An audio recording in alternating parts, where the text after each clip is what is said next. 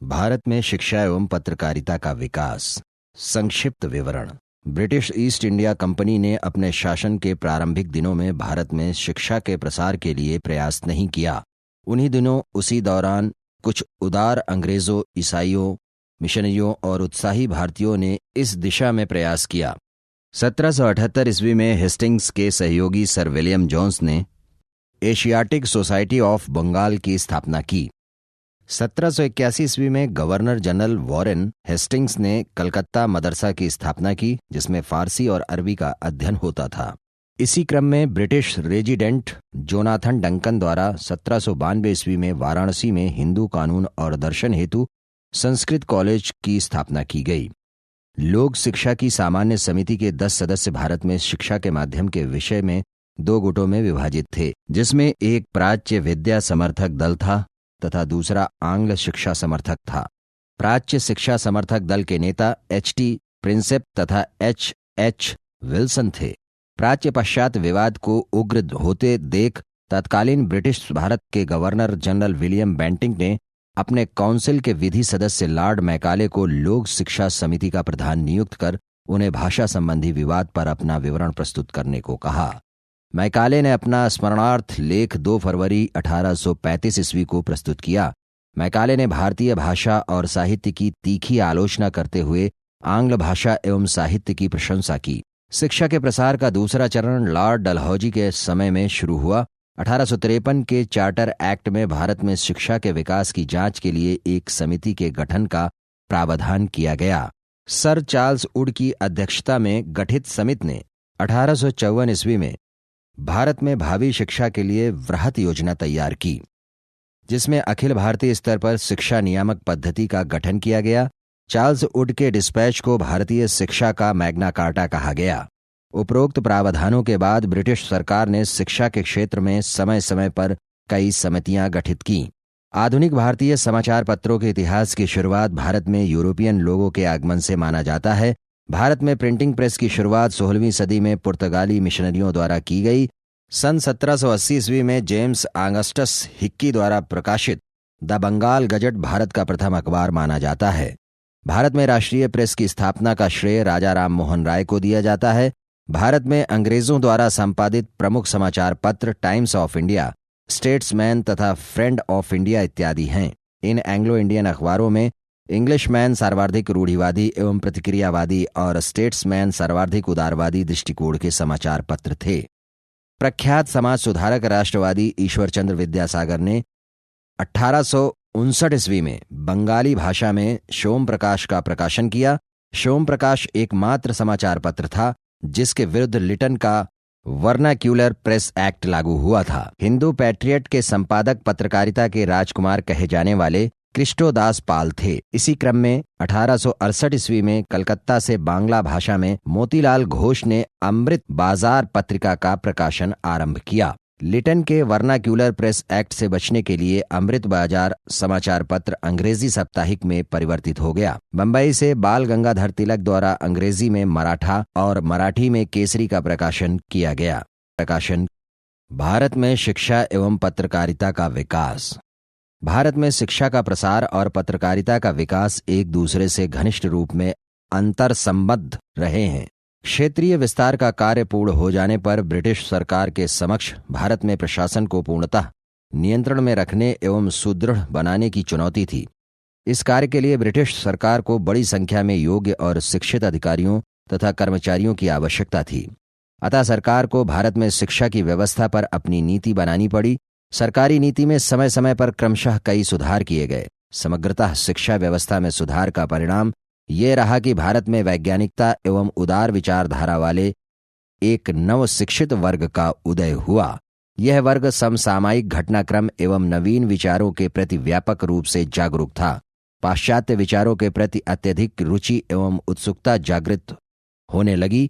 परिवर्तित अभिरुचि के अनुरूप पाठ्य सामग्री उपलब्ध कराने के लिए पत्र पत्रिकाओं का प्रकाशन प्रारंभ हो गया।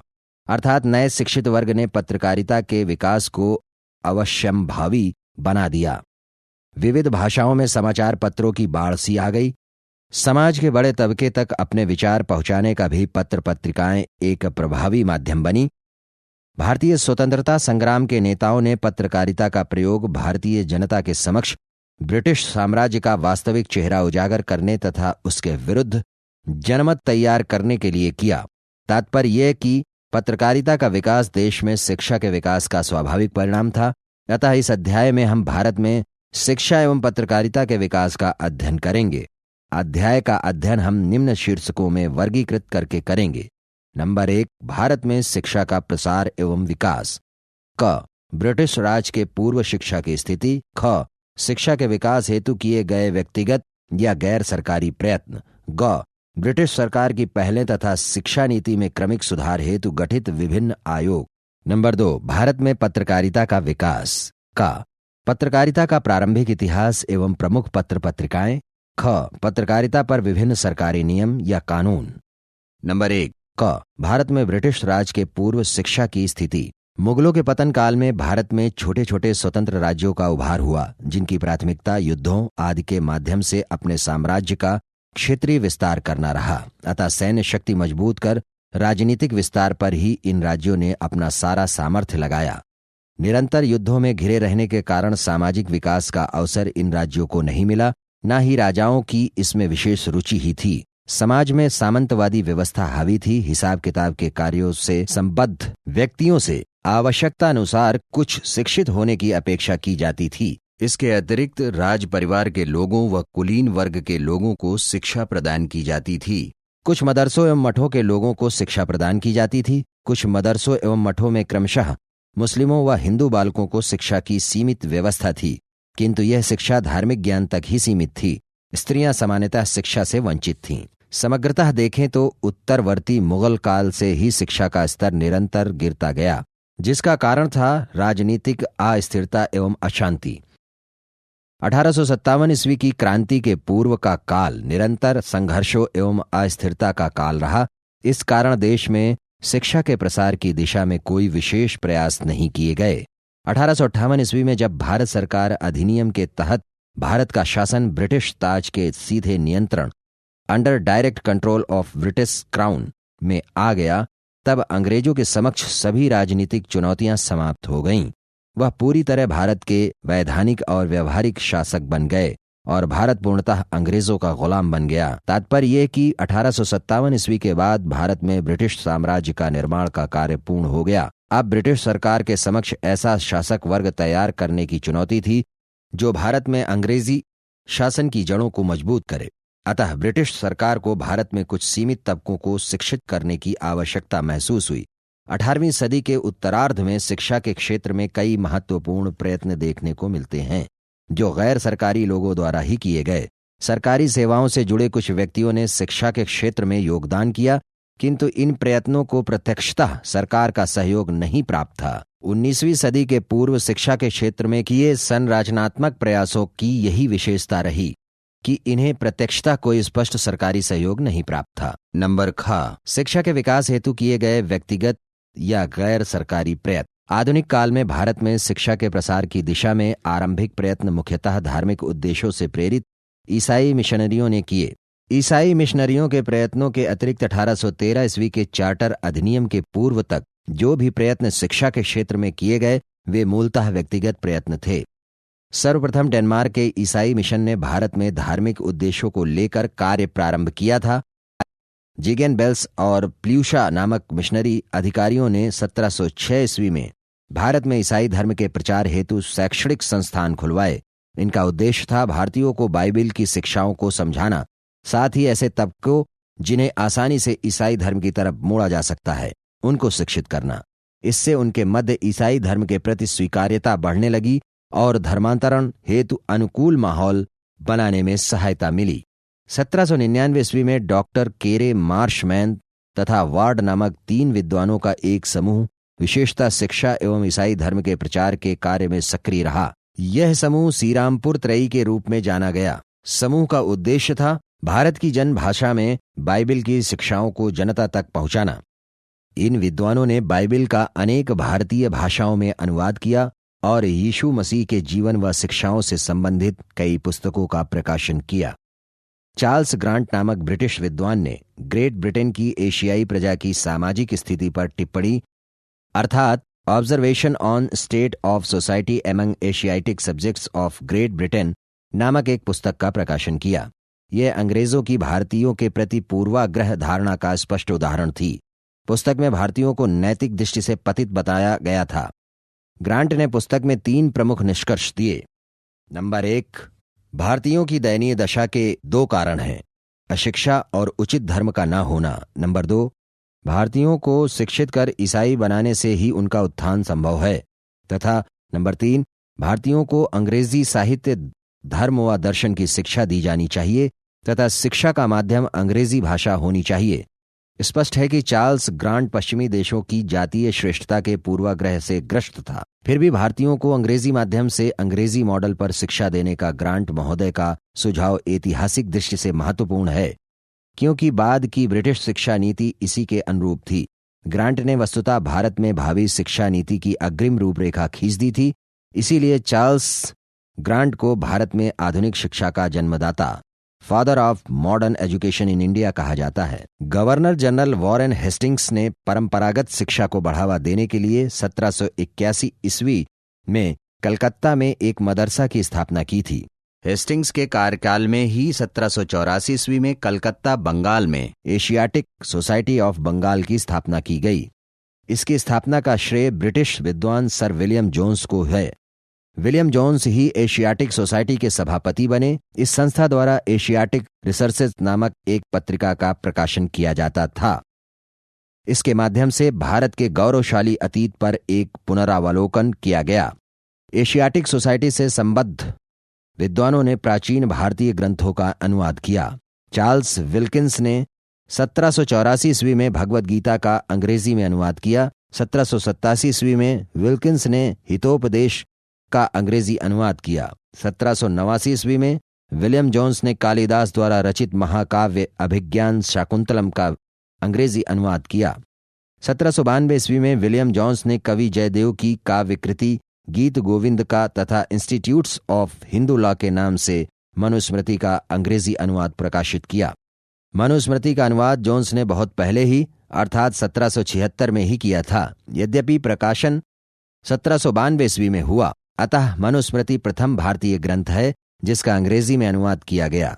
वस्तुतः चार्ल्स विल्किंस एवं विलियम जोन्स को भारत विषयक ज्ञान शास्त्र का जन्मदाता माना जाता है। एशियाटिक सोसाइटी ने भारतीय इतिहास, पुरातत्व, कला, साहित्य पर एक पुनरावलोकन कर भारतीयों को इसके महत्व के प्रति जागरूक व शिक्षित किया। शिक्षा क्षेत्र में अन्य व्यक्तिगत प्रयासों पर संक्षिप्त दृष्टि डालें तो 1792 ईस्वी में जोनाथन डंकन द्वारा वाराणसी में एक संस्कृत कॉलेज की स्थापना की गई। 1800 ईस्वी में लॉर्ड वेलेजली द्वारा असैनिक अंग्रेज अधिकारियों की शिक्षा के लिए फोर्ट विलियम कॉलेज की स्थापना की गई। हिंदी भाषा में पहली पुस्तक इसी कॉलेज में छापी गई। विलियम कैरी नामक ब्रिटिश विद्वान इस कॉलेज में संस्कृत व बंगला के अध्यापक थे। इन्होंने 1809 ईस्वी में न्यू टेस्टामेंट का हिंदी में अनुवाद किया था। इस कॉलेज से बंगला भाषा में एक शब्दकोश सहित विभिन्न पुस्तकों का प्रकाशन हुआ था।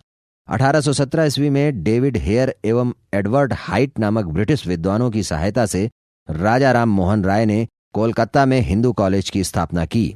यह पाश्चात्य पद्धति से उच्च शिक्षा प्रदान करने वाला प्रथम भारतीय कॉलेज था, जिसका धार्मिक शिक्षा से संबंध नहीं था। 1822 ईस्वी में राजा राम मोहन राय ने कलकत्ता में आंग्ल भारतीय कॉलेज की स्थापना की, जो बाद में इंडियन एकेडमी के रूप में जाना गया। ये सभी भारत में शिक्षा के क्षेत्र में किए गए व्यक्तिगत प्रयत्न थे। 1813 ईस्वी में शिक्षा के क्षेत्र में प्रथम सरकारी प्रयास किया गया। इस अधिनियम के तहत कंपनी ने पहली बार शिक्षा के प्रति सरकारी उत्तरदायित्व को स्वीकार किया। इसी अधिनियम के फलस्वरूप कंपनी के अधिकारी जेईडी बेथून ने 1849 ईस्वी में बालिकाओं के लिए बेथून महाविद्यालय की स्थापना की, जिसे बाद में लॉर्ड डलहौजी ने बेथून महाविद्यालय के रूप में विकसित किया। बेथून महाविद्यालय भारतीय महिलाओं की शिक्षा का प्रमुख केंद्र बन गया था। नंबर ग, शिक्षा के प्रसार हेतु ब्रिटिश सरकार की पहल।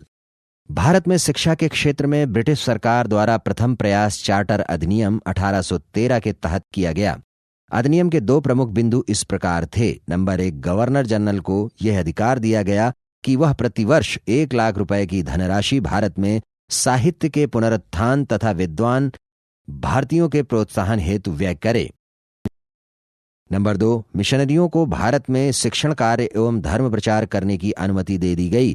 इस अधिनियम से भारत में मिशनरियों को काफी बढ़ावा मिला। बैसिलस Mission, London Missionary Society, Church Missionary Society, General Baptist Missionary Society आदि अनेक नई ईसाई संस्थाओं की भारत में स्थापना हुई। अलेक्जेंडर डफ नामक ईसाई धर्मावलंबी ने 1830 ईस्वी में कलकत्ता में अंग्रेजी स्कूल की स्थापना की। मिशनरियों की शिक्षा व धर्म प्रसार संबंधी गतिविधियों का सर्वाधिक विस्तार मद्रास नगर, तमिलनाडु में हुआ, जबकि सबसे कम विस्तार पंजाब में हुआ। अधिनियम का एक अन्य प्रभाव ये रहा कि इसने भारत में शिक्षा के तौर तरीके क्या हों, इस पर एक बहस छेड़ दी। तमाम ब्रिटिश व भारतीय विद्वान इस विषय पर दो अलग अलग वैचारिक खेमों में बंट गए। एक वर्ग ने संस्कृत, अरबी शास्त्रों के साथ साथ आधुनिक ज्ञान विज्ञान की शिक्षा भारतीय भाषाओं में देने की वकालत की। इस वर्ग को प्राच्यवादी कहा गया। दूसरे वर्ग ने प्राचीन भारतीय शास्त्रों के अध्ययन को कोई खास महत्व नहीं दिया और भारतीयों को अंग्रेजी माध्यम से पश्चिमी ज्ञान विज्ञान की शिक्षा देने पर जोर दिया। इस वर्ग को पाश्चात्यवादी की संज्ञा दी गई। William Jones, Warren Hastings, Charles Jonathan Duncan, Annie Besant आदि कई विदेशी विद्वानों को प्राचीन भारतीय शास्त्र, ज्ञान एवं दर्शन में विशेष रुचि थी।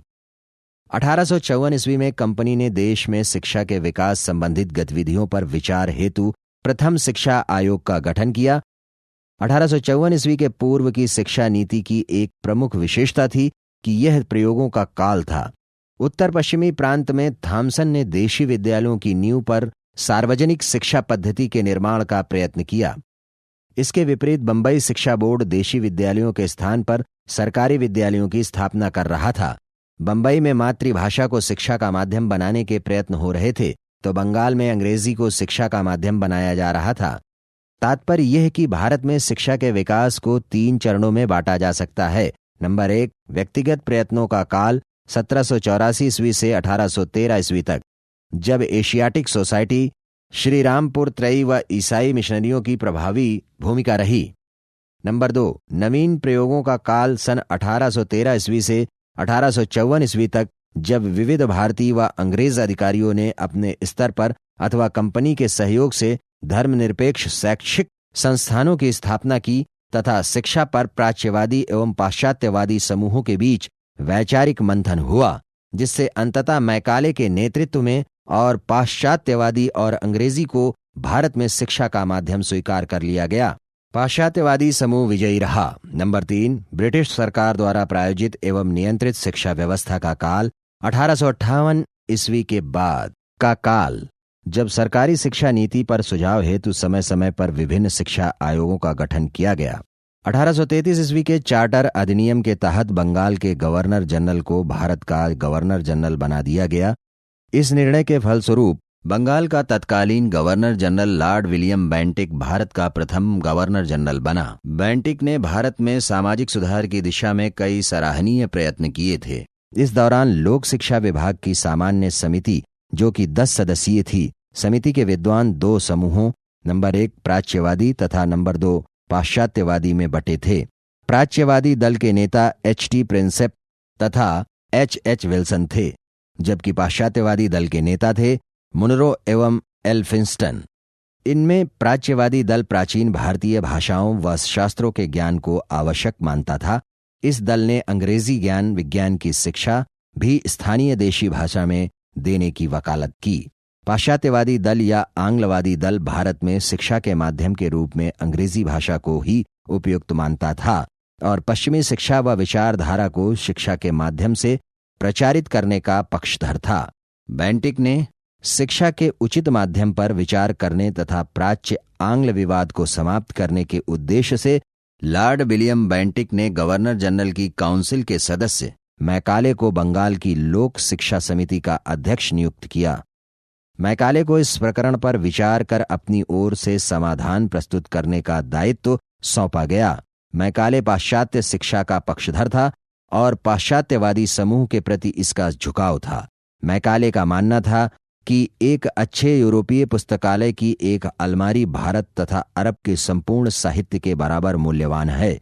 तात्पर्य यह है कि वह प्राचीन भारतीय शास्त्र व ज्ञान को हेय दृष्टि से देखता था, साथ ही वह शिक्षा को भारतीयों के मानसिक रूप से पश्चिमीकरण में विश्वास करता था।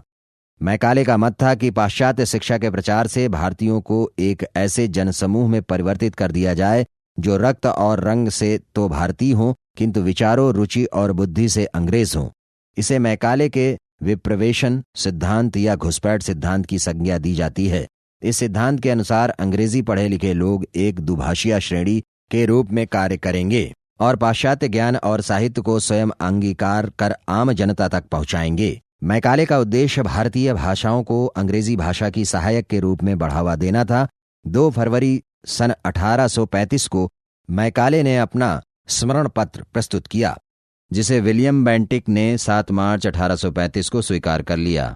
1835 ईस्वी से अंग्रेजी भाषा को भारत में शिक्षा का माध्यम के रूप में गवर्नर जनरल विलियम बेंटिक स्वीकृति दे दी और आदेश दिया कि भविष्य में कंपनी की सरकार यूरोपीय साहित्य को अंग्रेजी माध्यम द्वारा उन्नत करे तथा शिक्षा पर आगामी सभी व्यय इसी उद्देश्य से किए जाएं। अंग्रेजी शिक्षा के प्रोत्साहन हेतु कालांतर में गवर्नर जनरल लॉर्ड हार्डिंग ने 1844 ईस्वी में प्रतियोगितात्मक परीक्षाओं के लिए अंग्रेजी के ज्ञान को अनिवार्य बना दिया। इसके पूर्व लॉर्ड ऑकलैंड ने अंग्रेजी शिक्षा को प्रोत्साहन देने से निराश प्राच्यवादियों की निज भाषा व साहित्य के उत्थान के लिए थोड़ी धनराशि देने का निर्णय 1839 ईस्वी में किया, जिसके बाद आंग्ल प्राच्य विवाद पूर्णतः समाप्त हो गया। शिक्षा पर ब्रिटिश सरकार की पहलें। ब्रिटिश सरकार ने मैकाले के सुझावों को अपनी शिक्षा नीति का आधार बनाया तथा अंग्रेजी माध्यम से अंग्रेजी साहित्य व विज्ञान की शिक्षा देने को ही अपनी नीति का उद्देश्य बनाया। किंतु उल्लेखनीय है कि ब्रिटिश सरकार का उद्देश्य शिक्षा का लाभ सर्वसाधारण तक पहुंचाने का नहीं था। शिक्षा भारतीय समाज के किस वर्ग को दी जाए, इस पर ब्रिटिश सरकार लॉर्ड ऑकलैंड के अधोमुखी निस्पंदन सिद्धांत या फिल्ट्रेशन थ्योरी से निर्देशित थी। इस सिद्धांत के अनुसार शिक्षा भारतीय समाज के उच्च वर्ग को ही दी जानी चाहिए। इसमें छन छन कर शिक्षा का प्रभाव स्वतः जनसाधारण तक पहुंच जाएगा। इस संदर्भ में अंग्रेज सरकार की सोच ईसाई धर्मावलंबियों के समान थी, जो ये मानते थे कि यदि उच्च वर्गीय हिंदुओं को अंग्रेजी शिक्षा प्रदान कर ईसाई धर्म को स्वीकार करने के लिए मानसिक रूप से तैयार कर लिया जाए तो निचले वर्ग स्वयं उनसे प्रेरित होकर ईसाई धर्म स्वीकार कर लेंगे। शिक्षा के क्षेत्र में समय समय पर ब्रिटिश सरकार ने अनेक आयोगों का गठन किया, जो समय समय पर सरकार की शिक्षा नीति में परिवर्तन का आधार रहे। ब्रिटिश सरकार द्वारा गठित प्रमुख शिक्षा आयोगों तथा उनके कारण ब्रिटिश नीति में हुए सुधारों या परिवर्तनों का विवरण निम्नवत है। नंबर 1, सर चार्ल्स वुड विज्ञप्ति। Sir Charles Wood's Despatch on Education 1854। सर चार्ल्स वुड इंग्लैंड में बोर्ड ऑफ कंट्रोल के अध्यक्ष थे। चार्टर एक्ट 1853 में यह प्रावधान किया गया था कि भारत में शिक्षा के विकास की जांच तथा भावी रूपरेखा सुझाने के लिए ब्रिटिश ईस्ट इंडिया कंपनी एक आयोग गठित करेगी। अतः सर चार्ल्स वुड को कंपनी द्वारा अब तक शिक्षा के क्षेत्र में हुई प्रगति की समीक्षा करने व आवश्यकतानुरूप सुधारात्मक उपायों सहित शिक्षा के भावी विकास की योजना तैयार करने का कार्य सौंपा गया। चार्ल्स वुड ने तदनुरूप एक वृहद योजना 1854 ईस्वी में प्रस्तुत की, जिसे प्रायः भारतीय शिक्षा का Magna carta of Indian education या भारतीय शिक्षा का महाधिकार पत्र की संज्ञा दी जाती है। चार्ल्स वुड विज्ञप्ति की प्रमुख सिफारिशें। नंबर 1, सरकार की शिक्षा नीति का उद्देश्य पाश्चात्य शिक्षा का प्रसार है। उच्च शिक्षा के लिए अंग्रेजी ही सर्वश्रेष्ठ माध्यम है, लेकिन देशी भाषा को भी प्रोत्साहन दिया जाए। नंबर 2, शिक्षा के क्षेत्र में निजी क्षेत्र को प्रोत्साहित किया जाए, इसके लिए सरकार अनुदान की व्यवस्था करे। नंबर 3, ग्राम स्तर पर देशी भाषाई प्राथमिक पाठशालाएं, जिला स्तर पर एंग्लो वर्नाकुलर स्कूल खोले जाएं। एंग्लो वर्नाकुलर स्कूल से तात्पर्य है वे स्कूल जो अंग्रेजी तथा स्थानीय भाषा दोनों को महत्व देते हों। नंबर 4, शिक्षा के निरीक्षण के लिए कंपनी के सभी 5 प्रांतों में शिक्षा विभागों का गठन किया जाए, जो एक एक निदेशक के अधीन हो। नंबर 5, लंदन विश्वविद्यालय की तर्ज पर कलकत्ता, बंबई तथा मद्रास प्रांतों में विश्वविद्यालयों की स्थापना की जाए। नंबर 6, शिक्षकों के प्रशिक्षण हेतु विशेष संस्थान स्थापित किए जाएं। नंबर 7, स्त्री शिक्षा को समुचित प्रोत्साहन दिया जाए। कुछ आलोचकों ने नई शिक्षा प्रणाली को ब्रिटिश शिक्षा प्रणाली का दास्तापूर्ण अंधानुकरण बताया, जबकि कुछ ने सराहना की। सरकार द्वारा उठाए गए कदम। चार्ल्स वुड डिस्पैच की लगभग सभी सिफारिशें सरकार द्वारा स्वीकार कर ली गईं। हंटर आयोग 1882-83 ईस्वी। वुड डिस्पैच के बाद शिक्षा के क्षेत्र में हुई प्रगति की समीक्षा करने के उद्देश्य से वायसराय लॉर्ड रिपन ने हंटर आयोग का गठन किया। आयोग के अध्यक्ष थे W.C. हंटर। यह आयोग 20 सदस्यीय था, जिसमें 8 सदस्य भारतीय थे। अतः यह पहला भारतीय शिक्षा आयोग था, क्योंकि पहली बार भारतीयों को सदस्य मंडल में शामिल किया गया था।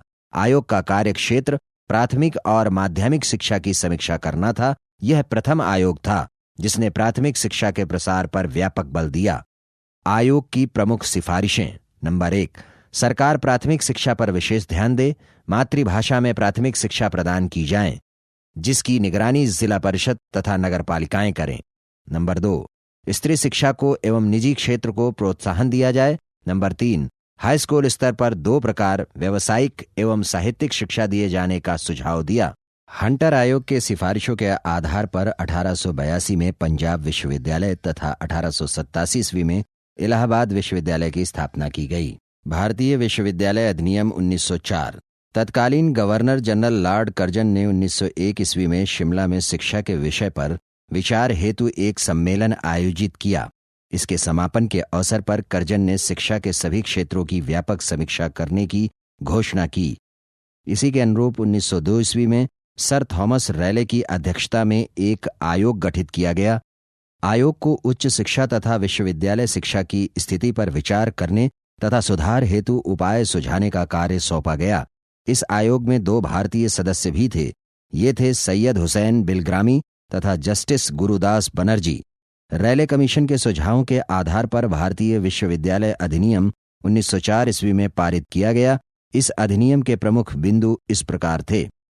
नंबर 1, विश्वविद्यालयों में अध्ययन एवं शोध कार्यों को बढ़ावा देने हेतु योग्य प्राध्यापकों की नियुक्ति की जाए।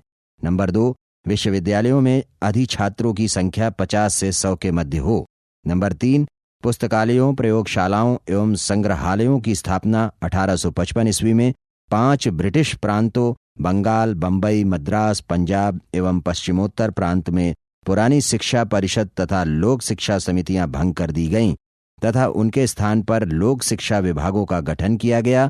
1857 ईस्वी में 3 विश्वविद्यालय कलकत्ता, बंबई एवं मद्रास में क्रमशः स्थापित किए गए। कलकत्ता विश्वविद्यालय 1857 ईस्वी भारत में स्थापित होने वाला प्रथम विश्वविद्यालय था।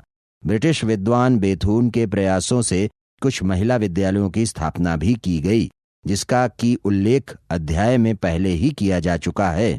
उल्लेखनीय है कि चार्ल्स वुड डिस्पैच के समय लॉर्ड डलहौजी गवर्नर जनरल था। शिक्षा नीति पर सरकारी प्रस्ताव 1913। बड़ौदा ब्रिटिश काल की एक प्रगतिशील रियासत थी। बड़ौदा प्रथम रियासत या प्रांत था जिसने 1906 ईस्वी में अपने क्षेत्र में प्राथमिक शिक्षा को अनिवार्य बनाया था। राष्ट्रवादी तत्व संपूर्ण भारत में ऐसी अनिवार्य प्राथमिक शिक्षा की व्यवस्था करने की मांग कर रहे थे। 1910 से 1913 ईस्वी के मध्य विधान परिषदों में इस पर व्यापक बहसें हुईं। 1910 ईस्वी में इंपीरियल लेजिस्लेटिव काउंसिल में राष्ट्रवादी नेता गोपाल कृष्ण गोखले ने एक प्रस्ताव रखा। प्रस्ताव में सरकार से 6 से 10 वर्ष आयु वर्ग के बालक बालिकाओं को निःशुल्क एवं अनिवार्य प्राथमिक शिक्षा की व्यवस्था करने की मांग की गई। अतः सरकार ने 12 फरवरी 1913 ईस्वी को शिक्षा पर सरकारी प्रस्ताव पारित किया। इसके 2 प्रमुख प्रावधान थे। नंबर 1, प्रत्येक प्रांत में एक विश्वविद्यालय की स्थापना तथा नंबर 2, अनिवार्य शिक्षा नीति की मांग को स्वीकार नहीं किया गया तथा सभी प्रांतों में निरक्षरता समाप्त करने हेतु ठोस प्रयास करने की घोषणा की गई। इसी सरकारी प्रस्ताव का परिणाम रहा कि सरकार ने निरक्षरता के विरुद्ध कई प्रयास किए। सन 1939 ईस्वी में डॉक्टर सैयद महमूद की अध्यक्षता में एक प्रौढ़ शिक्षा समिति की नियुक्ति की गई, जो सरकार के निरक्षरता समाप्ति के प्रयासों में उल्लेखनीय है। प्रौढ़ शिक्षा समिति का गठन केंद्रीय शिक्षा सलाहकार बोर्ड ने किया था। सैडलर आयोग 1917 से 1919 ईस्वी तक। सरकार ने सैडलर आयोग का गठन 1917 ईस्वी में किया था। आयोग को 2 कार्य सौंपे गए। नंबर 1, कलकत्ता विश्वविद्यालय में शिक्षा की तत्कालीन स्थिति व आवश्यक सुधारों पर विचार कर सुझाव देना। नंबर 2, प्राथमिक से लेकर विश्वविद्यालय स्तर तक शिक्षा की स्थिति पर समग्रतः विचार करके सुधार हेतु आवश्यक उपाय सुझाने का कार्य सौंपा था।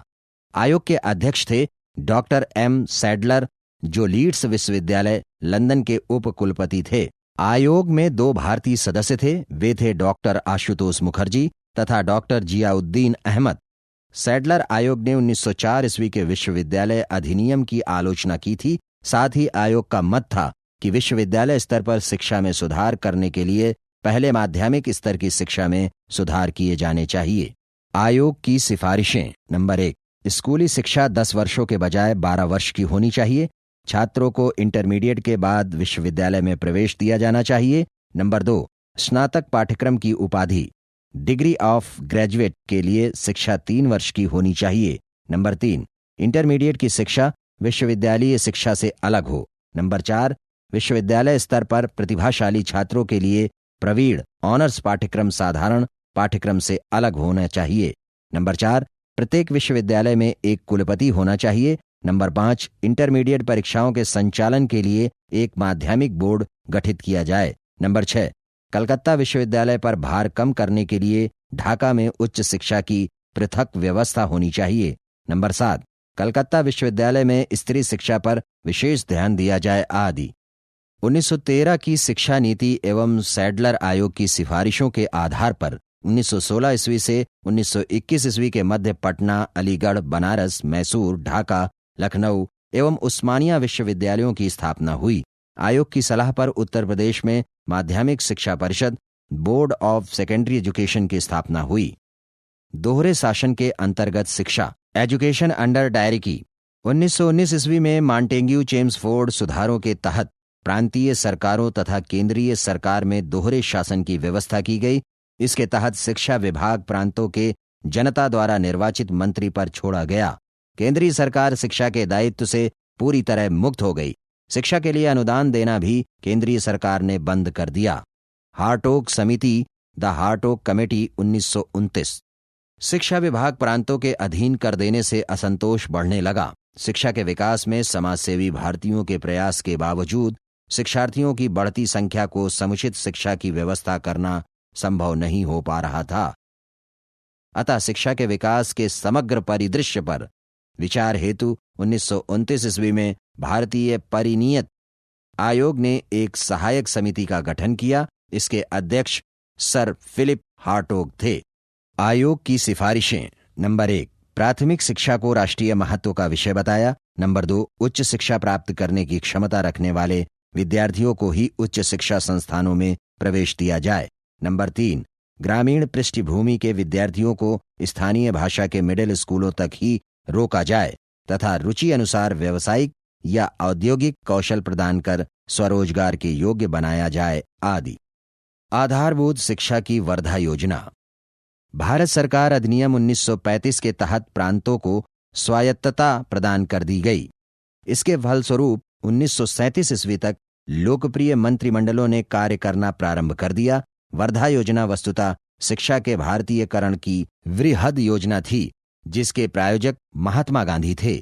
1937 ईस्वी में महात्मा गांधी ने हरिजन समाचार पत्र में लेखों की एक श्रृंखला प्रकाशित की। इसमें उन्होंने एक व्यापक शिक्षा योजना प्रस्तावित की। इसे वर्धा योजना की संज्ञा दी गई। अक्टूबर 1937 ईस्वी में वर्धा नामक स्थान, जो वर्तमान में महाराष्ट्र प्रदेश में है, वहां पर अखिल भारतीय शिक्षा सम्मेलन का आयोजन किया गया। इसमें महात्मा गांधी के सुझावों को शामिल करते हुए मौलिक शिक्षा की वर्धा योजना तैयार की गई। जाकिर हुसैन की अध्यक्षता वाली एक समिति ने इस योजना का ब्यौरा प्रस्तुत किया। वर्धा योजना का मूल सिद्धांत था हस्त उत्पादक कार्य को प्रोत्साहन देना। इसके तहत विद्यार्थियों को शिक्षा के साथ हस्तकला के प्रशिक्षण पर जोर दिया गया था, ताकि वे स्वरोजगार के योग्य बन सकें। द्वितीय विश्व युद्ध के आरंभ के साथ ही कांग्रेस के निर्देश पर प्रांतीय मंत्रिमंडलों ने त्यागपत्र दे दिया, जिसके कारण इस योजना का क्रियान्वयन नहीं हो सका। शिक्षा की सार्जेंट योजना 1944। केंद्रीय शिक्षा सलाहकार मंडल ने 1944 ईस्वी में शिक्षा की एक योजना प्रस्तावित की। इस योजना के प्रस्तावक सर जॉन सार्जेंट थे। सार्जेंट महोदय भारत सरकार के शिक्षा सलाहकार थे। योजना के प्रमुख बिंदु: नंबर 1, प्राथमिक विद्यालय तथा उच्च माध्यमिक विद्यालय की बेहतर व्यवस्था हो। उच्च माध्यमिक विद्यालय 2 प्रकार के होंगे, प्रथम विद्या विषयक एवं दूसरा व्यावसायिक।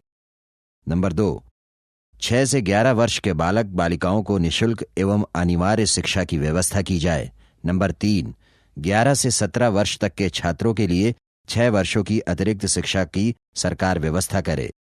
इस योजना का लक्ष्य था कि 40 वर्षों के भीतर देश में शिक्षा ढांचे का पुनर्निर्माण व विकास करना। बाद में खेर समिति ने इस 40 वर्षों की अवधि को घटाकर 16 वर्ष की समय सीमा में बदल दिया। शिक्षा पर राधाकृष्णन आयोग 1948-49। यह स्वतंत्रता के उपरांत गठित प्रथम भारतीय शिक्षा आयोग है। इसका गठन नवंबर 1948 ईस्वी में विश्वविद्यालयीय शिक्षा पर विचार करने के लिए किया गया था। इसके अध्यक्ष डॉक्टर राधाकृष्णन थे। आयोग ने अगस्त 1949 में अपनी रिपोर्ट दी। आयोग की सिफारिशें: नंबर 1, विश्वविद्यालय शिक्षा के पूर्व 12 वर्षों की शिक्षा दी जानी चाहिए। नंबर 2, विश्वविद्यालयों में परीक्षा तिथि के पूर्व 180 दिनों का अध्यापन अनिवार्य होना चाहिए। नंबर 3, उच्च शिक्षा के 3 मुख्य उद्देश्य होने चाहिए: सामान्य शिक्षा, व्यावसायिक शिक्षा एवं उदार शिक्षा।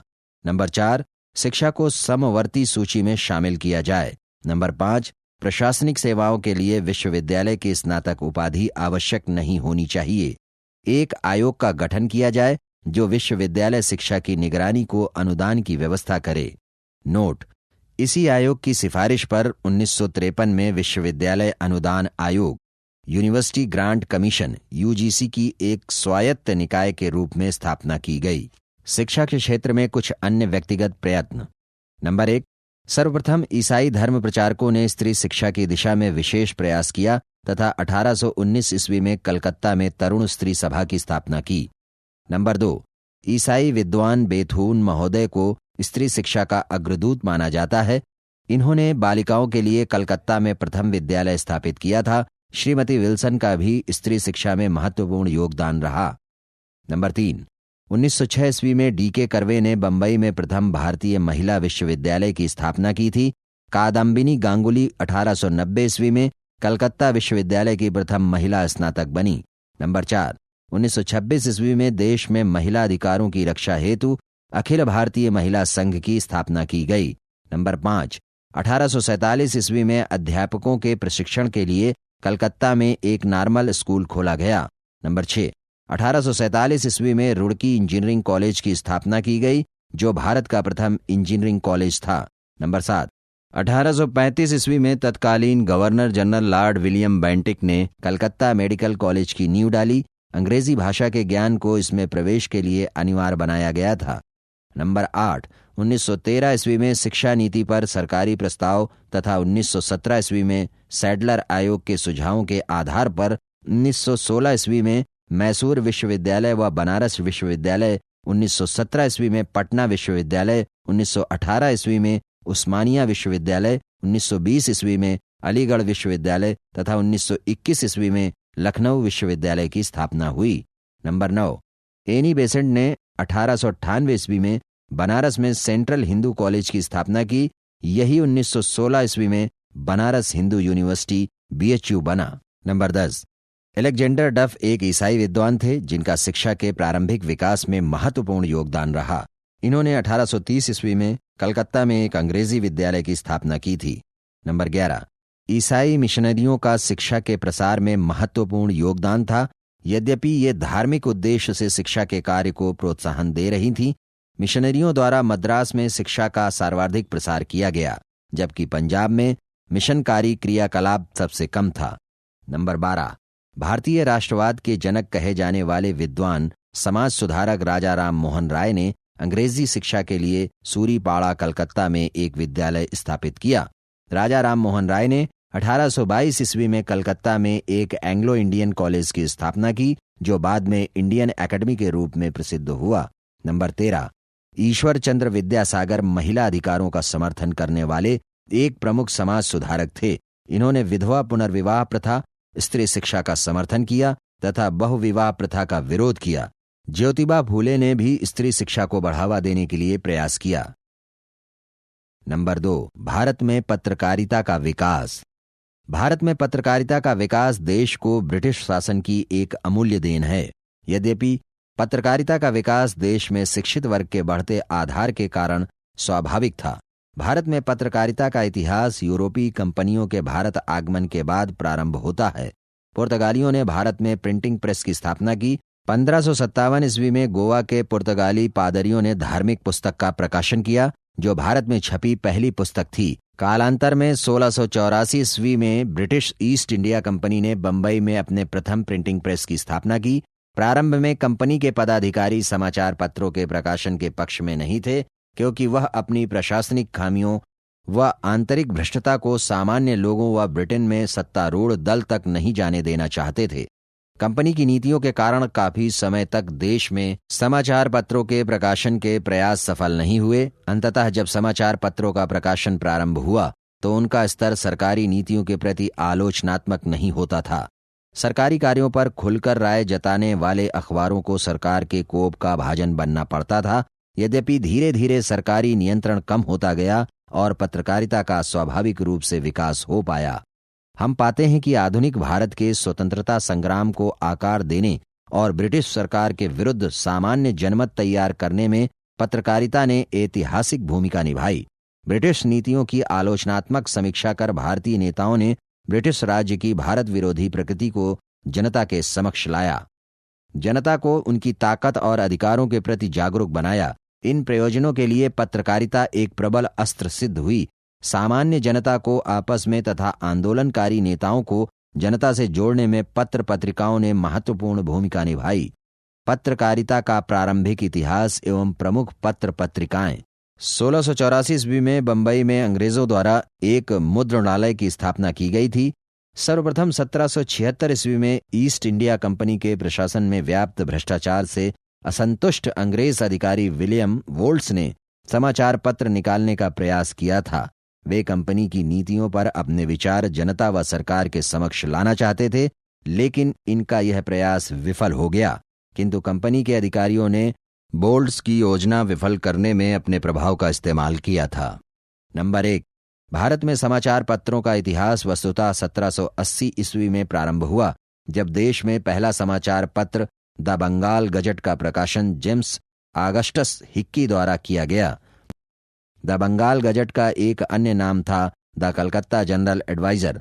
कंपनी के शीर्ष अधिकारियों की निष्पक्ष आलोचना के कारण इसके प्रकाशन पर सरकार ने प्रतिबंध लगा दिया।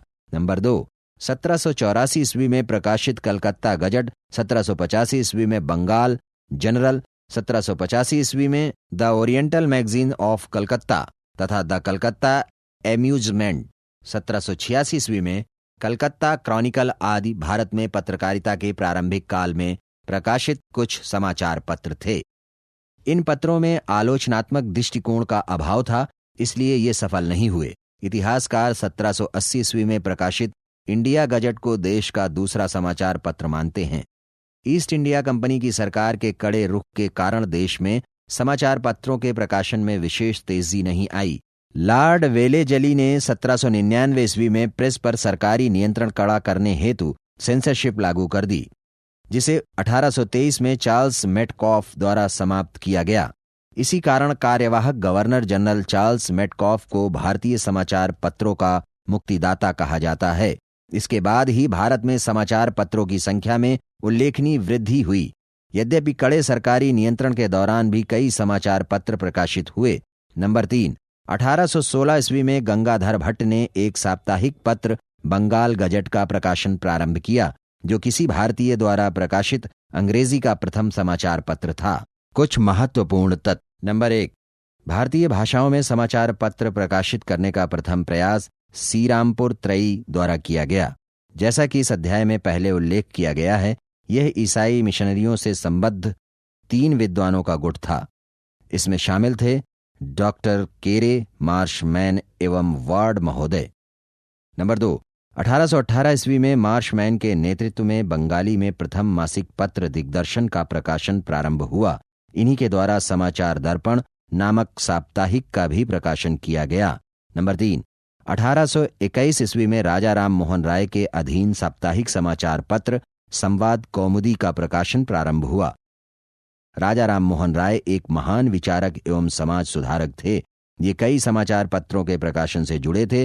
1822 ईस्वी में इन्होंने फारसी भाषा में मिरातुल नामक समाचार पत्र तथा अंग्रेजी में ब्रह्मनिकल मैगजीन का प्रकाशन प्रारंभ किया।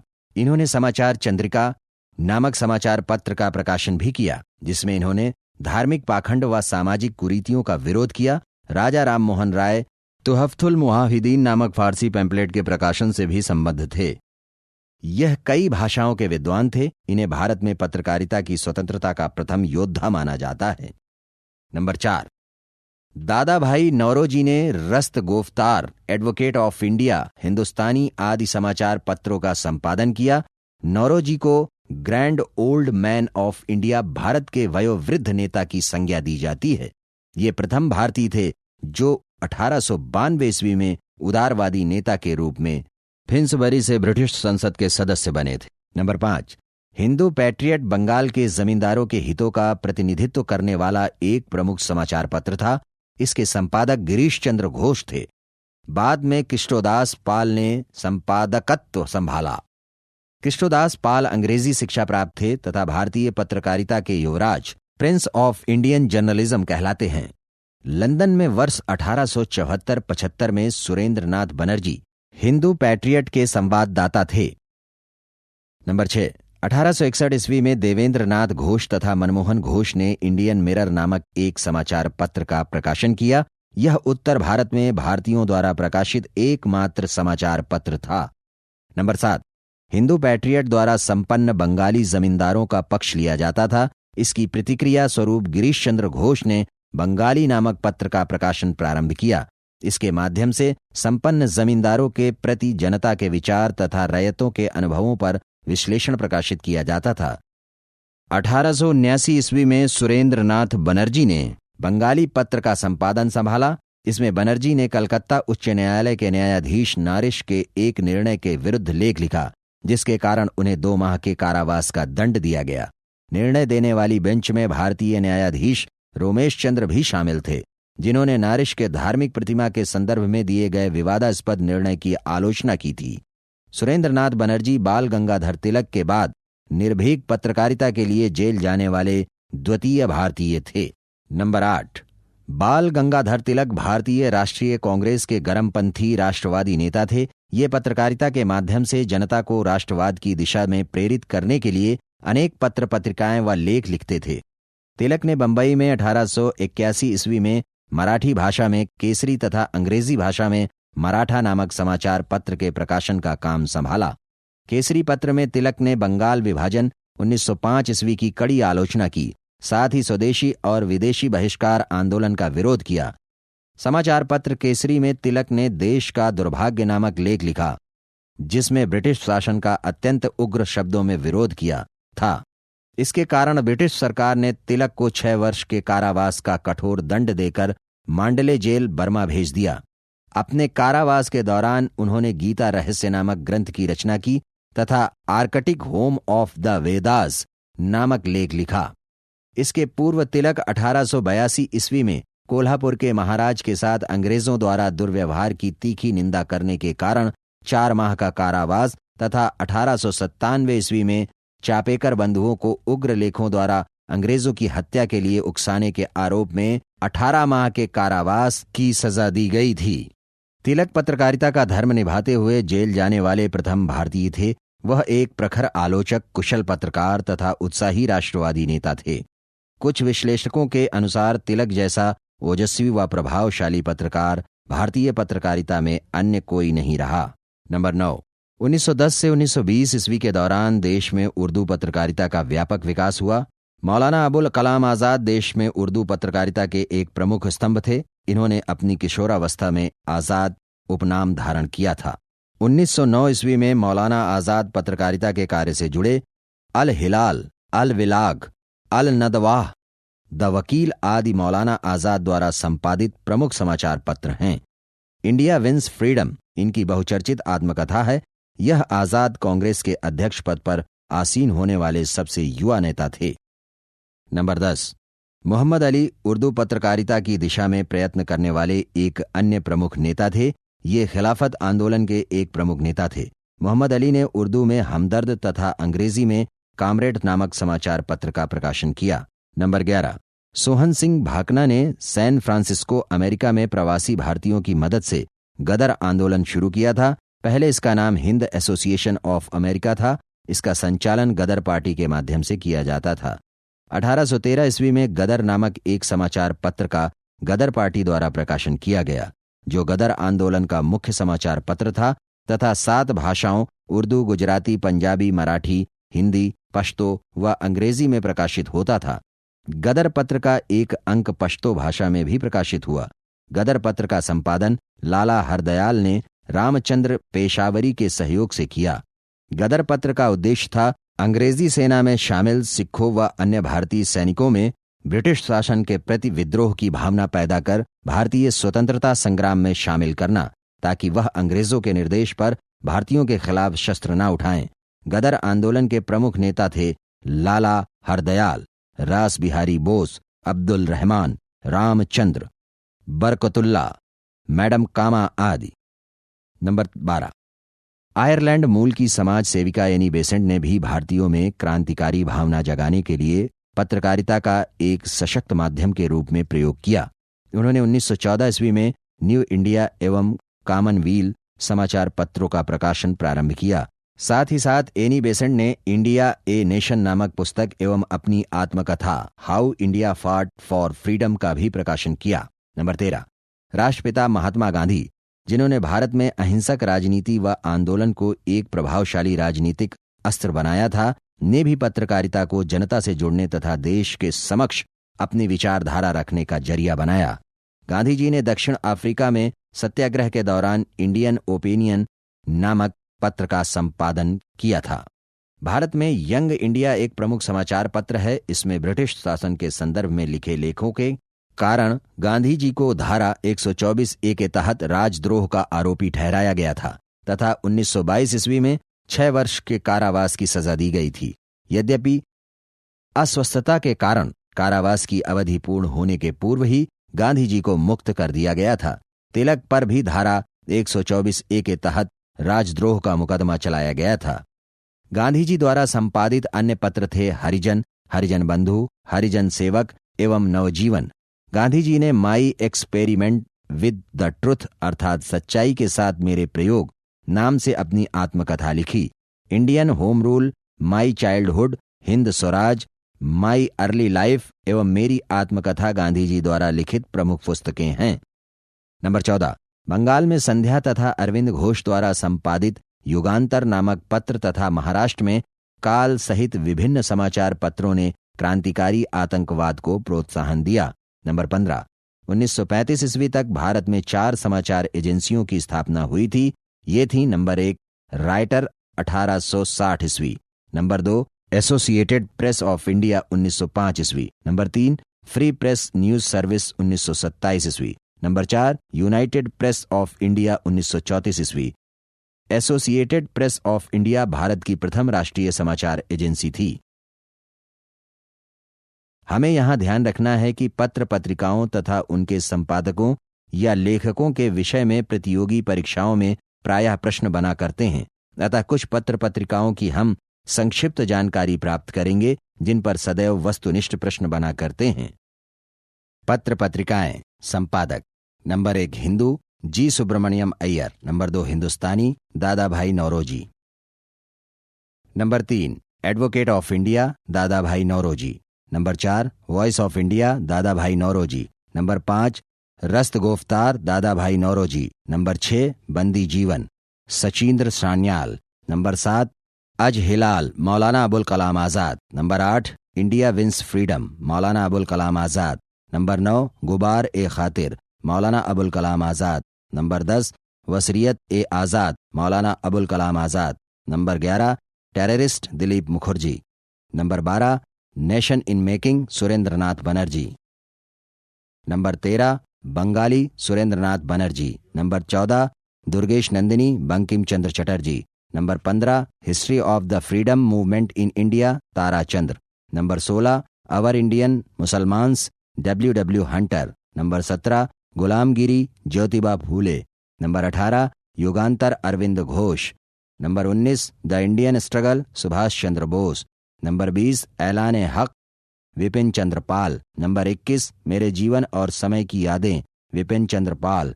नंबर 22 वंदे मातरम अंग्रेजी में Bipin Chandra Pal. Number 23 towards struggle Jayaprakash Narayan. Number 24 India divided doctor Rajendra Prasad. Number 25 the man who divided India Rafiq Zakaria. Number 26 independence अंग्रेजी दैनिक मोतीलाल नेहरू। नंबर 27 मराठा अंग्रेजी बाल Gangadhar Tilak. Number 28 Mook Nayak doctor Bhimrao Ambedkar. Number 29 Bahishkrit Bharat Marathi पाक्षिक doctor Bhimrao Ambedkar. Number 30 the wheel of history doctor Ram Manohar Lohia. Number 31 Mother India Katherine Mayo. Number 32 comrade Maulana Mohammad Ali Jauhar. Number 33 Mountbatten and partition of India Larry Collins एवं Dominique Lapierre. Number 34 Indian war of independence 1857 Savarkar. Number 35 Bengal spectator Henry Vivian Derozio. Number 36 Bombay Chronicle Firoz Shah Mehta. Number 37 अमृत बाजार पत्रिका Motilal Ghosh. Number 38 Bangabasi Jogendra Nath Bose. ख पत्रकारिता पर विभिन्न सरकारी नियम या कानून। नंबर 1 समाचार पत्र पत्रेक्षण अधिनियम the censorship of the press act 1799। Europe में फ्रांस और इंग्लैंड के मध्य तनाव उत्पन्न हो गया था। भारत में ब्रिटिश साम्राज्य की आंतरिक कमजोरियों को उजागर होने से रोकने के लिए लॉर्ड वेलेजली ने समाचार पत्रों पर युद्धकालीन सेंसर लागू कर दिया। इसी उद्देश्य से 1799 ईस्वी में समाचार पत्र पत्रेक्षण अधिनियम लागू भी किया गया। इसके द्वारा समाचार पत्रों को कड़े सरकारी नियंत्रण के अधीन लाने की व्यवस्था की गई थी। अधिनियम के अनुसार नंबर 1 किसी भी समाचार पत्र पर उसके संपादक मुद्रक तथा स्वामी अर्थात एडिटर प्रिंटर एंड प्रोप्राइटर को स्पष्ट रूप से प्रकाशित करना अनिवार्य बना दिया गया। नंबर 2 समाचार में सामग्री प्रकाशित करने के पूर्व सरकार में सचिव के समक्ष अनुमति प्राप्त करनी होती थी। स्पष्ट है कि अधिनियम के तहत समाचार पत्रों की स्वतंत्रता पूरी तरह छीन ली गई। अब सरकार की अनुमति के बाद ही कोई सामग्री समाचार पत्रों में प्रकाशित की जा सकती थी। अधिनियम के प्रावधानों का उल्लंघन करने पर कड़े दंड का प्रावधान भी था। 1807 ईस्वी में पैम्पलेट पुस्तकों आदि को भी अधिनियम के दायरे में ला दिया गया। वेलेजली के स्थान पर गवर्नर जनरल बने वारेन हेस्टिंग्स ने प्री सेंसरशिप को समाप्त कर दिया। वेलेजली ने फ्रांसीसी भय के कारण यह प्रतिबंध लगाया था। अनुज्ञप्ति नियम द लाइसेंसिंग रेगुलेशंस 1823 कार्यवाहक गवर्नर जॉन एडम्स के कार्यकाल में ये नियम लाए गए थे। यह पूर्व में सेंसरशिप अधिनियम से भी कठोर था। इसके तहत मुख्यतः भारतीयों द्वारा प्रकाशित समाचार पत्रों को लक्ष्य बनाया गया था। नियमों के तहत मुद्रणालय स्थापित करने के पूर्व सरकारी अनुमति या लाइसेंस प्राप्त करना अनिवार्य बना दिया गया। इसके तहत गवर्नर जनरल को यह अधिकार था कि किसी भी लाइसेंस या अनुज्ञप्ति को रद्द कर सकता था। इसी नियम के कारण राजा राम मोहन राय को अपने मिरात उल अखबार नामक समाचार पत्र का प्रकाशन बंद करना पड़ा। इस दमनकारी लाइसेंस नियम को समाप्त कर भारत में पत्रकारिता को मुक्त करने का श्रेय विलियम बेंटिक के बाद कार्यवाहक गवर्नर जनरल बने चार्ल्स मेटकॉफ 1835-36 ईस्वी को दिया जाता है। बेंटिक तथा लॉर्ड मैकाले जैसे कई उदारवादी ब्रिटिश अधिकारी लाइसेंसिंग नियम के विरोधी थे। तथापि चार्ल्स मेटकॉफ भारतीय समाचार पत्रों का मुक्तिदाता भी कहा जाता है। मेटकॉफ ने 1823 के अनुज्ञप्ति नियम को रद्द कर दिया। अब प्रकाशकों का केवल प्रकाशन के स्थान की ही सूचना समाचार पत्र में प्रकाशित करनी अनिवार्य थी, प्रकाशन व मुद्रक की नहीं। मेटकॉफ की यह उदारवादी नीति 1856 ईस्वी तक चलती रही, जिससे भारत में पत्र पत्रिकाओं के प्रकाशन में अभूतपूर्व विस्तार हुआ। 1857 ईस्वी के स्वतंत्रता संघर्ष के दौरान पुनः 1 वर्ष के लिए अनुज्ञप्ति नियम लागू किए गए।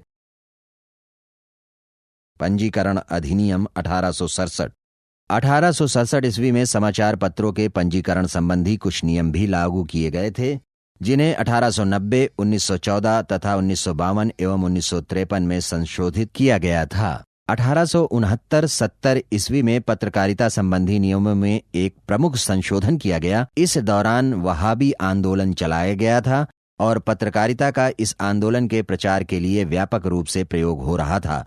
अतः सरकार ने भारतीय दंड संहिता की धारा 124 में नई धारा 124A जोड़ी गई। 124A के तहत पत्रकारिता या अन्य माध्यम से राजद्रोही विचारधारा फैलाने वालों को निर्वासन अथवा भारी जुर्माने के दंड का प्रावधान किया गया। देशी भाषा समाचार पत्र अधिनियम 1878, द वर्नैकुलर प्रेस एक्ट 1878। यह पत्रकारिता के संदर्भ में ब्रिटिश सरकार द्वारा लाया गया सबसे कुख्यात अधिनियम था। 1857 ईस्वी की क्रांति के बाद भारत में समाचार पत्रों की संख्या ही नहीं अपितु उनकी मुखरता में भी व्यापक वृद्धि हुई। पत्रकारिता में दो स्पष्ट खेमे बन गए थे, एक सरकारी नीतियों का पूर्ण समर्थक तथा दूसरा सरकारी नीतियों का मुखर आलोचक और समीक्षक था। 1865 ईस्वी से इलाहाबाद से प्रकाशित समाचार पत्र पायनियर सरकार का मुखर समर्थक था। भारतीयों द्वारा प्रकाशित समाचार पत्र सामान्य ब्रिटिश नीति की आलोचनात्मक समीक्षा में विश्वास करते थे।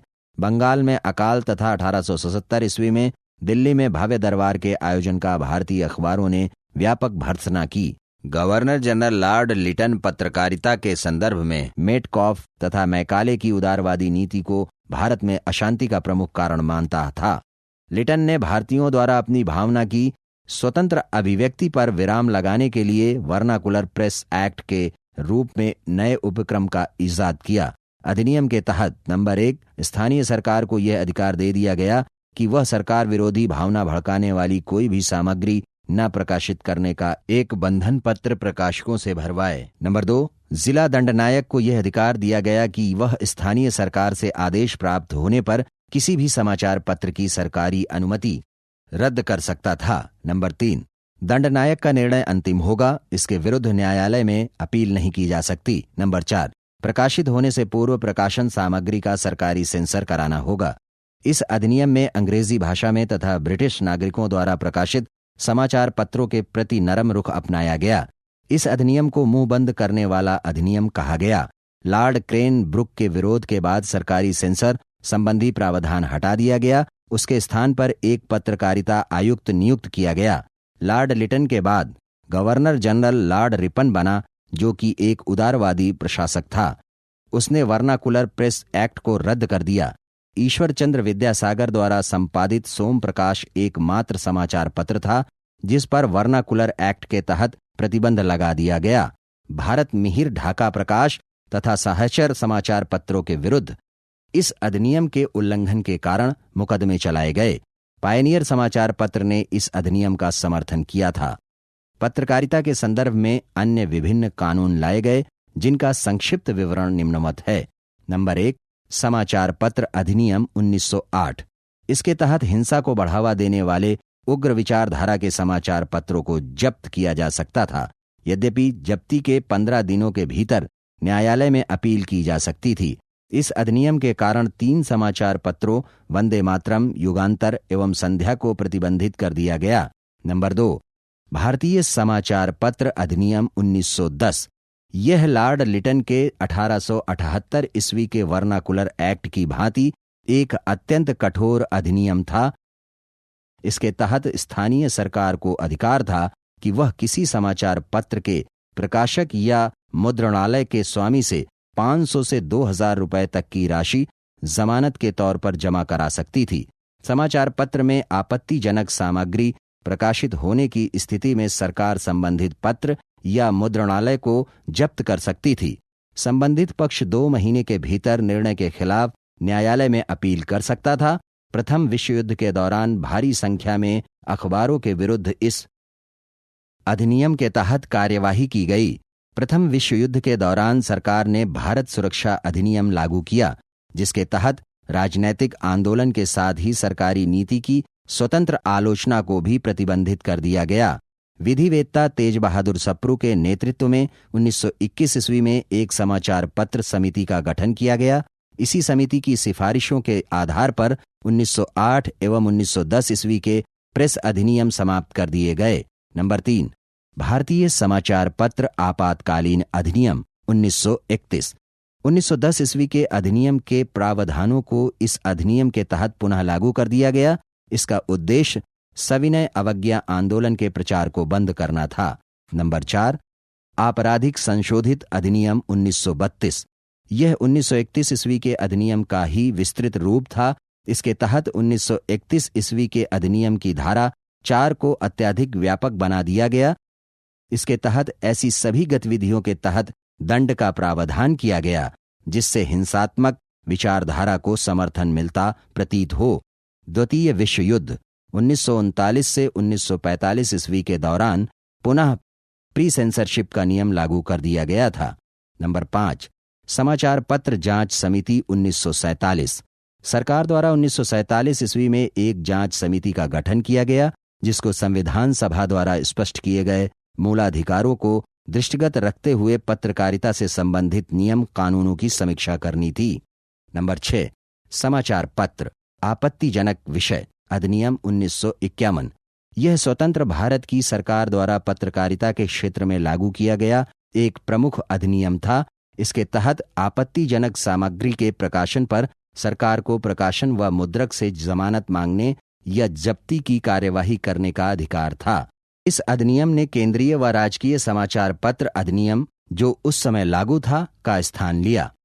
इस अधिनियम का पत्रकारों व प्रकाशकों द्वारा विरोध किया गया, जिसके बाद समाचार पत्र आपत्तिजनक विषय अधिनियम 1951 की समीक्षा हेतु G.S. राजा अध्यक्ष के नेतृत्व में एक समाचार पत्र आयोग का गठन 1951 ईस्वी में किया गया था। इस आयोग ने 1954 ईस्वी में अपनी रिपोर्ट दी थी। इसने समाचार पत्रों के मध्य स्वस्थ प्रतिस्पर्धा का माहौल बनाने की सिफारिश की थी।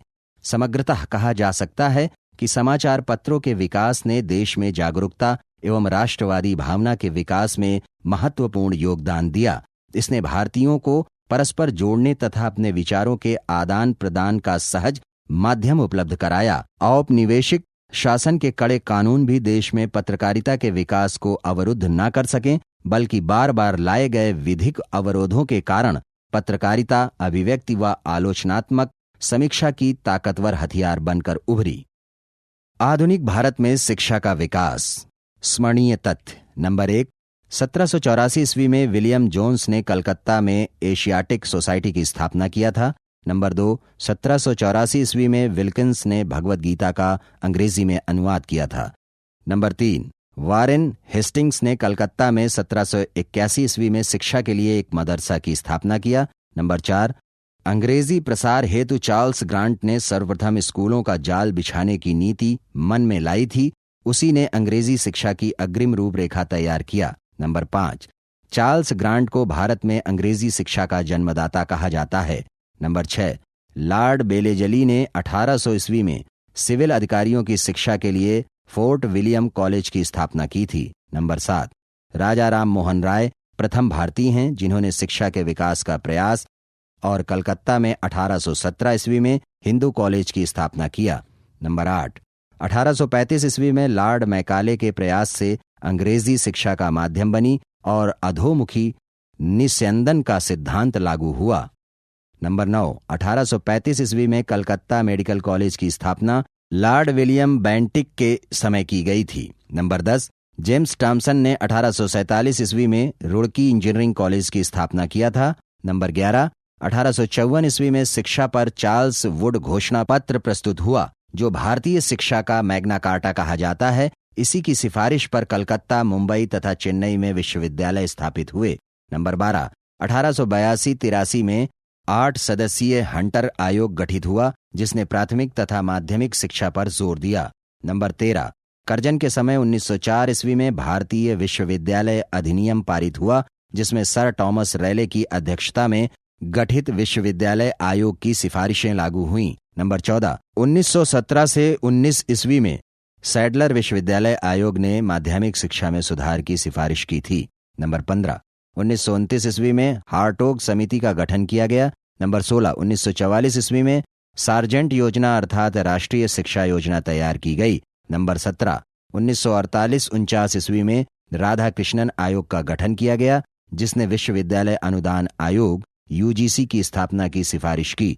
नंबर 18, 1968 ईस्वी में राष्ट्रीय शिक्षा नीति तथा 1986 ईस्वी में नवीन शिक्षा नीति शिक्षा के विकास में बड़ी महत्वपूर्ण रही।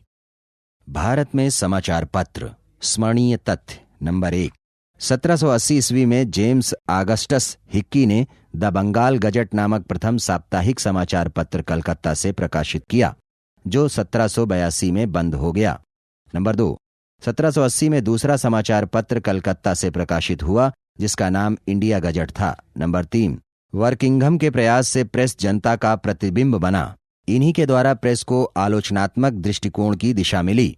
नंबर 4, राजा राम मोहन राय को राष्ट्रीय प्रेस की स्थापना का श्रेय है। इन्हें भारतीय पत्रकारिता का अग्रदूत कहा जाता है। नंबर 5, 1821 ईस्वी में राजा राम मोहन राय ने बंगाली में संवाद कौमुदी का प्रकाशन किया था। नंबर 6, 1853 ईस्वी में कलकत्ता से अंग्रेजी में हिंदू पैट्रियट का प्रकाशन हुआ। इसके संपादक गिरीश चंद्र घोष, हरिश्चंद्र मुखर्जी तथा कृष्णोदास पाल थे।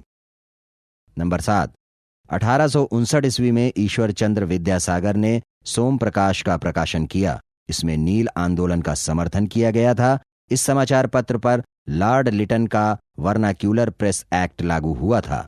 नंबर 8, 1878 ईस्वी में लॉर्ड लिटन ने वर्नाक्यूलर प्रेस एक्ट पारित किया और भारतीय भाषाओं के समाचार पत्रों में प्रतिबंध लगाया। नंबर 9, भारत में सर्वप्रथम 1860 ईस्वी में राइटर समाचार एजेंसी की स्थापना ब्रिटिश सरकार ने की थी।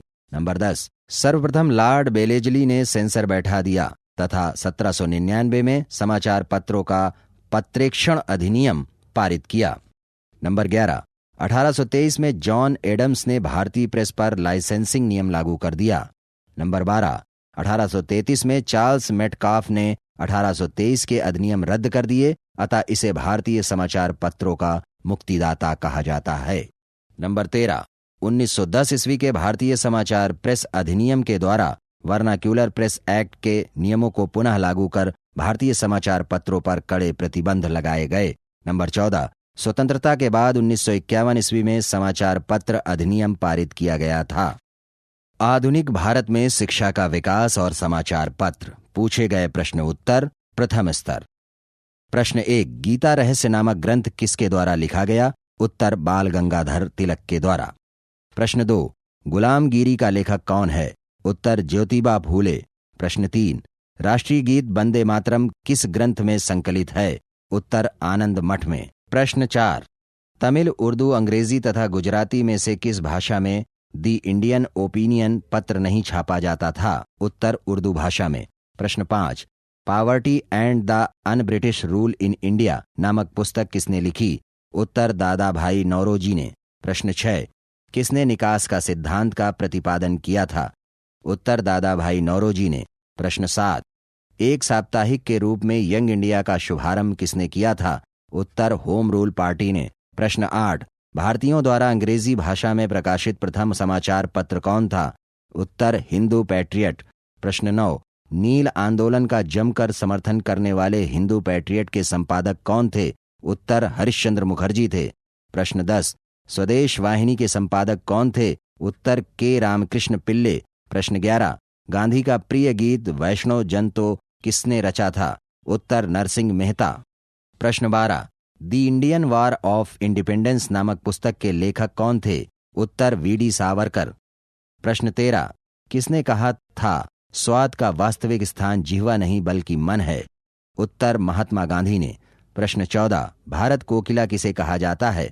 उत्तर, सरोजनी नायडू को। प्रश्न 15, किसे भारतीय विस्मार्क के रूप में माना जाता है? उत्तर, वल्लभ भाई पटेल को। प्रश्न 16, डॉक्ट्राइन ऑफ लैप्स किसने आरंभ किया? उत्तर, लॉर्ड डलहौजी ने।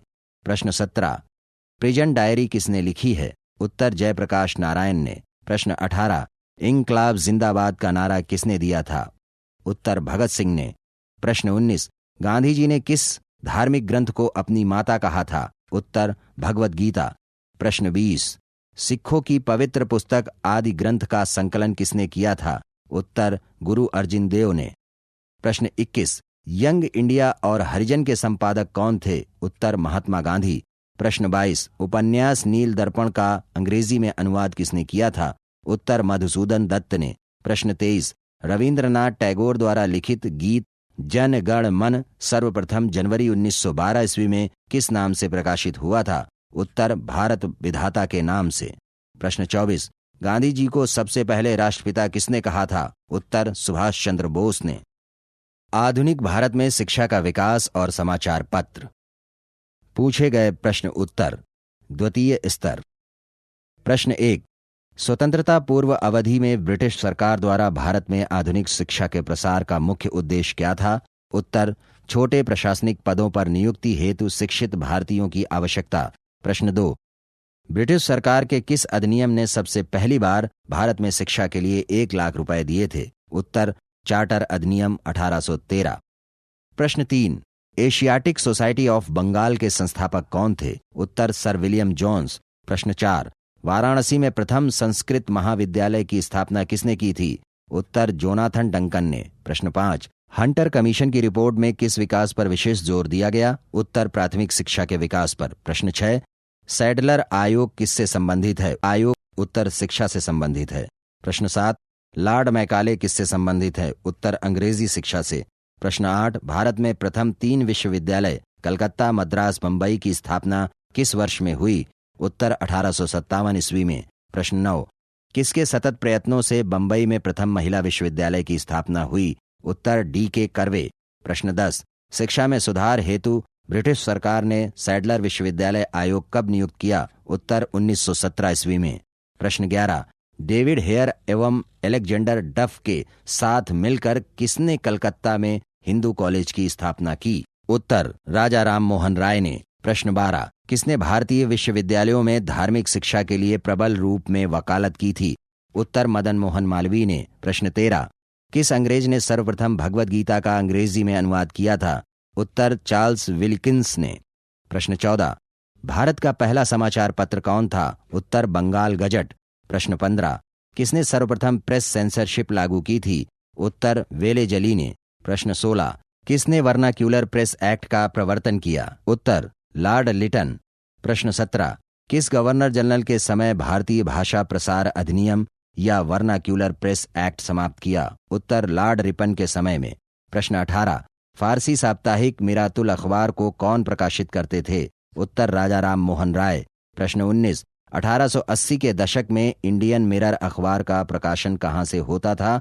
उत्तर कलकत्ता से। प्रश्न 20, सत्यार्थ प्रकाश की रचना किसने की? उत्तर स्वामी दयानंद सरस्वती ने।